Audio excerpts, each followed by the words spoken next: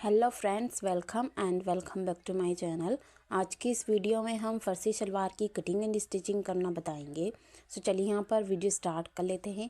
और गाइस, अगर अभी तक वीडियो लाइक नहीं की है सो प्लीज़ रिक्वेस्ट है आपसे लाइक कर दीजिएगा।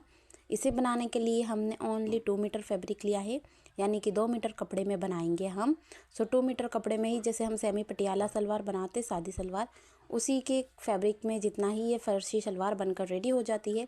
सबसे पहले हमने यहाँ पर बेल्ट की कटिंग करना है। सो गाइज, जो बेल्ट है उसकी लेंथ है यहाँ पर 22 इंचेस और जो चौड़ाई रहेगी विर्द है वो है 5 इंचेस। जो रेडी लेंथ है चौड़ाई बेल्ट की वो 5 इंचेस रहेगी, ज़्यादा चौड़ा नहीं रहता ये वाला बेल्ट फर्सी शलवार का। सो 5 इंचेस जितना ही चौड़ा रहेगा। सो सिलाई मार्जिन ऐड करते हुए हम बेल्ट का इलास्टिक का फोल्डिंग करेंगे। सो उसके अकॉर्डिंग हमने 7 इंचेस जितना चौड़ाई में रखा है इसको, लूजिंग मार्जिन ऐड करते हुए। अब यहाँ पर हमें ये जो बचा हुआ पार्ट है इससे हम बाकी का जो बॉटम का पार्ट है वो कटिंग करना है। सो चलिए यहाँ पर इसे अच्छे से 4 फोल्डिंग करेंगे हम।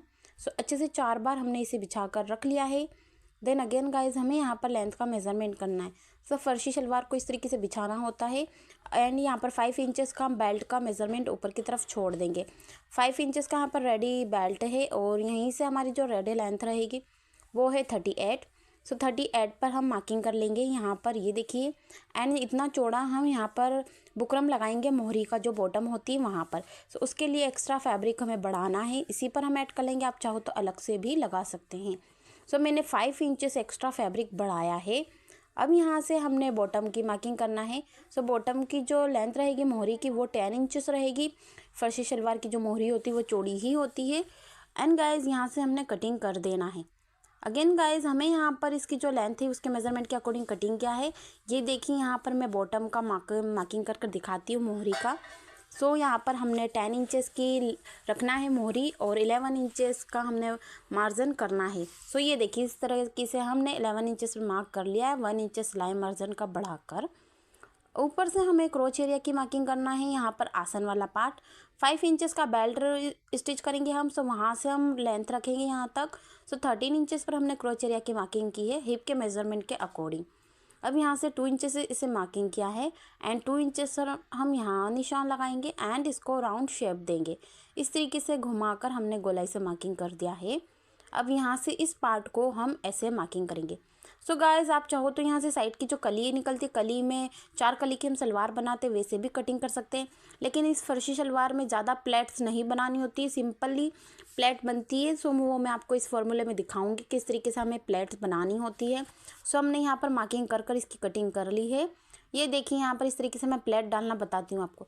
सबसे पहले हमें यहाँ से ओपन करना है इसे, देन अगेन स्टिचिंग करना है क्रोच एरिया की। सो यहाँ से ये वाली साइड, देन अगेन ये वाली साइड, दोनों ही साइड स्टिच कर इतना पार्ट हमें कंप्लीट कर देना है पहले। अगेन गाइज, हमें यहाँ पर ये जो बेल्ट है, बेल्ट के सेंटर पर हमने एक कट लगाया यहाँ पर, ये देखिए। एंड ओपन साइड है, इस तरीके से इसको रखना है और इसको ज्वाइन कर देना है दोनों तरफ से मिलाते हुए। यहाँ पर स्टिच कर इस पार्ट को हम कंप्लीट कर लेंगे। एंड गाइस, कंप्लीट करने के बाद में यहाँ पर ये जो बेल्ट का पार्ट होता है यहाँ पर इस तरीके से इसे डबल फोल्डिंग करते हुए हम स्टिच करेंगे। सो यहाँ तक इस तरीके से डबल फोल्डिंग करते हुए स्टिच कर लेना है। 5.5 इंच जितना, हाफ इंचेस हम चुन्नटे बनाने के लिए जो बॉटम का स्टिच करेंगे वो रखेंगे। सो इस पार्ट को हम स्टिच कर लेंगे इलास्टिक डालकर, नॉर्मली बेल्ट होता है वैसे ही।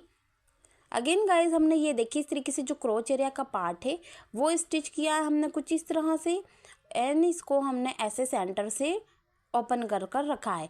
अब यहाँ पर मैं प्लेट का फॉर्मूला बताती हूँ, ध्यान से समझिएगा आप। इतना पार्ट ये जो है इस तरीके से हमने क्रोच एरिया की स्टिचिंग कर रख लेना है। इसमें कली वगैरह स्टिच नहीं करना ज़्यादा, इसमें प्लेट्स बनाने के लिए वो हमारी सेमी पटियाला बन जाती है, इसलिए ज़्यादा हमें इस पर प्लेट्स नहीं बनानी है चुन्नटे। यहाँ पर इसका सेंटर का पार्ट है, यहाँ से हम 4 इंचेस पर मार्किंग करेंगे। एंड ये वाली साइड है, यहाँ पर भी हम 4 इंचेस पर मार्किंग करेंगे। दोनों ही साइड हमने सेंटर से 4 इंचेस पर इस तरीके से निशान लगाना है। एंड गाइज, यहाँ से इस तरीके से इसको प्लेट्स बनाना है। सेंटर का जो पार्ट है यहाँ से उठाना है एंड यहाँ तक प्लेट्स बनाना जहाँ तक हमने निशान लगाया।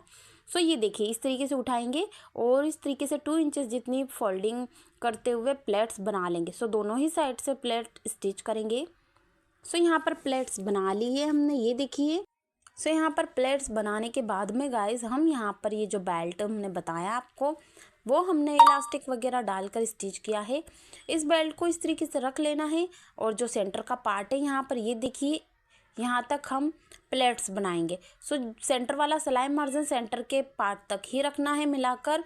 एंड यहाँ से करीब 4 से 5 प्लेट्स बनानी है, छोटी छोटी, ज़्यादा नहीं बनेगी, इसीलिए हमने इतना फैब्रिक लिया है। अब यहाँ से इस तरीके से ये वाली साइड पर भी हम 4-5 प्लेट्स बनाएंगे। सो दोनों साइड की जो प्लेट है सेंटर वाली, वो सेंटर पर आ जानी चाहिए जो बेल्ट है।